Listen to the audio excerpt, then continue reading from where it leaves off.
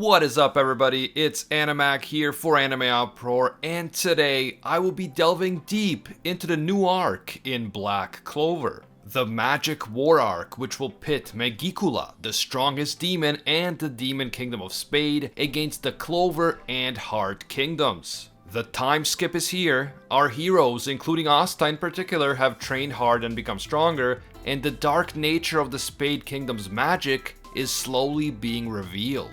This looks like it's going to be an amazing arc, and the tone so far seems to be a bit more mature than the previous arcs. As you'll see in this chapter, this arc is already tackling some harsh subjects, and things are really heating up quickly. Before we get into it, I want to give a quick thank you to Epic Games and Battle Breakers for generously sponsoring this video. Battle Breakers is a new anime-inspired hero collector RPG created by a small and passionate team at Epic Games. Assemble the ultimate team of warriors to take back the planet from invading space monsters. Explore over 1,000 fantastical dungeons and clash against epic bosses using incredible attacks and special abilities. There are hundreds of heroes to choose from, and you can take your game progress seamlessly across different platforms, including PC and mobile, which is really useful. Best of all, Battle Breakers is free to play on PC, iOS, and Android. Try it out for yourself, just click the link in the description to download Battle Breakers for free.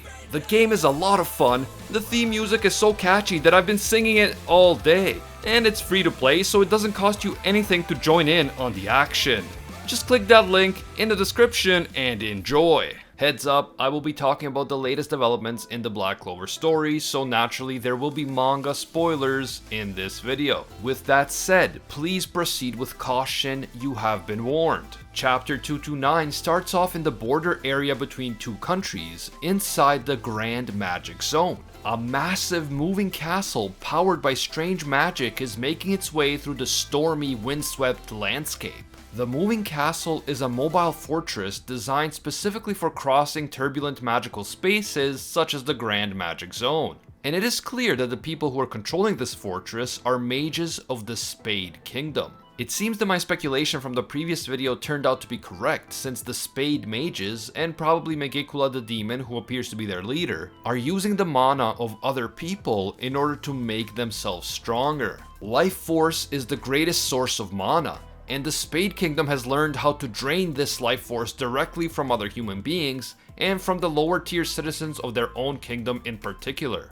They are using the commoners and other citizens with naturally weak mana in order to make themselves stronger and in order to power their own magical devices, including this massive mobile fortress. In fact, the Spade Kingdom mages are extremely cruel, and they have no qualms about using innocent civilians and even children in order to power this fortress, even if that means exhausting all of the life force that these people possess, leading the people to collapse from exhaustion and possibly even die. This chapter definitely gave me some Magnostadt vibes from Magi Season 2.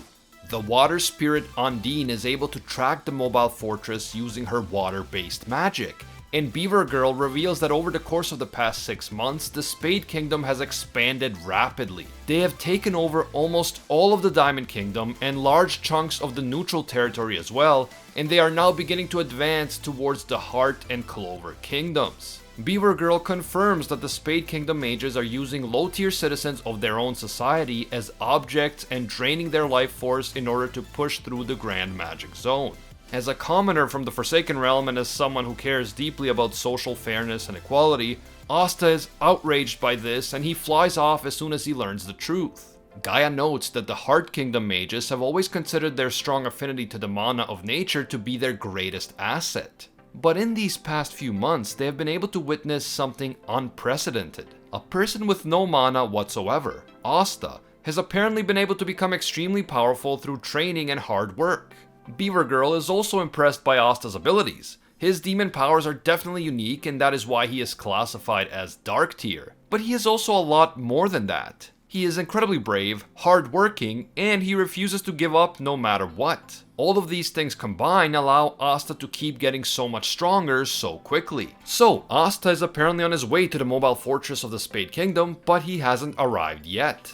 Meanwhile, the Spade mages inside the fortress are replacing one batch of commoners who have collapsed from exhaustion with another batch of presumably fresh commoners who are about to be drained of their mana as well.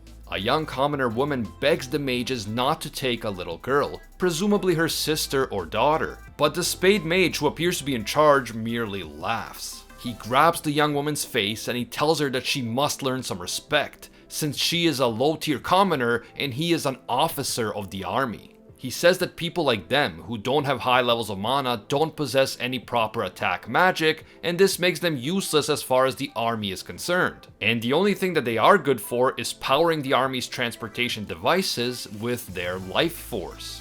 The army officer then proceeds to assault the young woman, but thankfully in that very moment Asta bursts through the walls of the mobile fortress with his sword.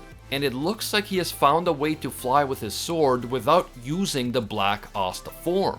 He has a bit of a rough landing, apparently he still hasn't perfected this flying ability he is using, but his abrupt entrance is thankfully enough to take the officer's attention away from that young woman. I have to say really quickly that the actions of this officer that we have just seen really drive home the idea that the Spade mages have no empathy or compassion whatsoever for the low-tier citizens of their own kingdom. They treat them as if they were less than human. They treat them as nothing but objects, living and breathing magical batteries. I thought that commoners were treated poorly in the Clover Kingdom, and they definitely are, but this is even worse.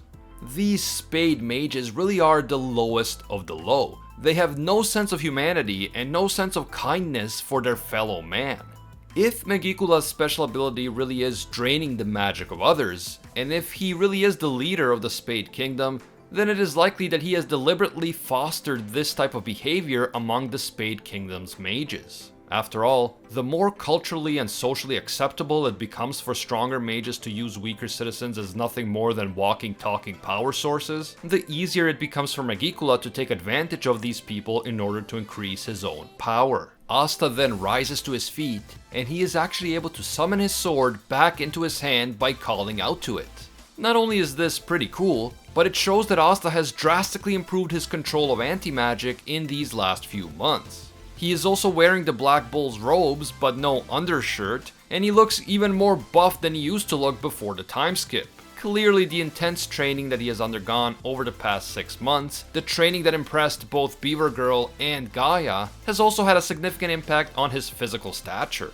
The army officer and the other soldiers are surprised that a knight of the Clover Kingdom would appear here so suddenly and on his own, but they are convinced that they will have no trouble in killing him. However, Asta basically says, "I'm about to end this man's whole military career," and he uses his massive sword to rip through the army officer's magic. This move instantly whips the officer's ass and it stuns the other soldiers. And from this scene, it is clear that Asta has gained more control even of his strongest attacks. Asta says confidently that no matter how many of these Spade soldiers there are, he will take them all out in an instant, and he calls out to all of them to basically come at him, bro.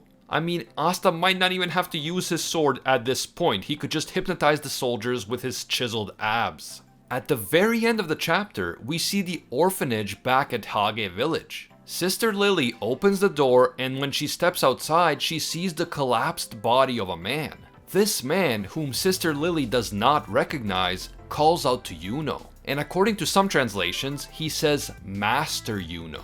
Although there are always a number of different translations out there and some are more accurate than the others, so be aware of that. This could be a major development in terms of unraveling Yuno's true origins, and perhaps Asta's true origins as well. We know Yuno and Asta were dropped off at the orphanage as children, but we don't know by whom or why. Nevertheless, we now have someone showing up 15 years later and looking for Yuno. And if the Master Yuno translation can be trusted, this would indicate that Yuno is not a commoner at all. In fact, this man calling Yuno Master Yuno suggests that he might actually be from a noble or even royal family. Obviously, this final scene raises a lot more questions than it actually answers. If Yuno and Asta were not dropped off at the orphanage because their parents were too poor to take care of them, if there was some other reason, then this will change everything we thought we knew about the Black Clover story. If Yuno really is a member of a noble or even royal family, then why was he given up to an orphanage? And why all the way in the Forsaken Realm? Was his life in danger for some reason, and he was left all the way out there for his own protection so that he wouldn't be found? If so, why was he in danger and who was looking for him? Did his family maybe do something they shouldn't have done? Or do they know valuable secrets? Or was Yuno set to inherit a lot of money or power and there were powerful people out there who didn't want this to happen? And then there's also the question of Asta and why baby Asta was dropped off at the orphanage along with baby Yuno at the same time. What's the real connection between the two of them? The man who was found by Sister Lily didn't mention Asta, but does that mean that this man doesn't know about Asta? Or does he consider Yuno to be more important because he is from perhaps a noble family and Asta isn't? It's crazy how this one page of the manga can raise so many questions so quickly. In some ways, this part left me even more excited than Asta's power-up, and now I am extremely intrigued to find out more about this man and why he is looking for Yuno.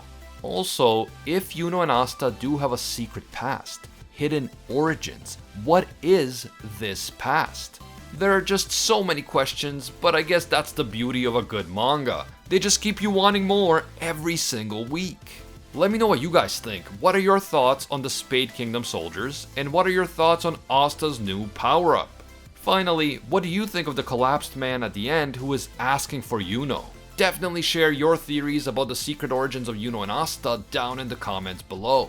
If you enjoyed this video and you want us to keep the Black Clover content going, please leave a like to let me know. And if you're new to AnimeUproar, don't forget to subscribe and hit that notification bell to turn on all notifications. You can hit me up on Twitter and Instagram at AnimeUproar for all the latest Black Clover news and updates. I want to give a big thank you to all of our AnimeUproar patrons who support us and make videos like this one possible. Special thanks to our Pro Hero tier patrons, including the one and only Gilgamesh, Baby Ray, Nothing But a Fan, Jason Wilson, King Zeldris, Fiddy Beat, Anatoly Kazatsky, DJ Nathaniel, and Alpha Dio. And I can't forget our The One tier patrons, the ones who stand above all other clans, including Ingrata, Alolan Adam, Matty Mac, Makotakun, and The World. And you know he's serious because he didn't say Zawaldo. If you enjoy our videos and you feel that they provide value to your life, please consider becoming a patron. Even a single dollar will give you access to our patron exclusive Discord, and your name will appear in our videos along with these amazing people. As always, thank you guys so much for watching, and until next time, see ya, Space Cowboys.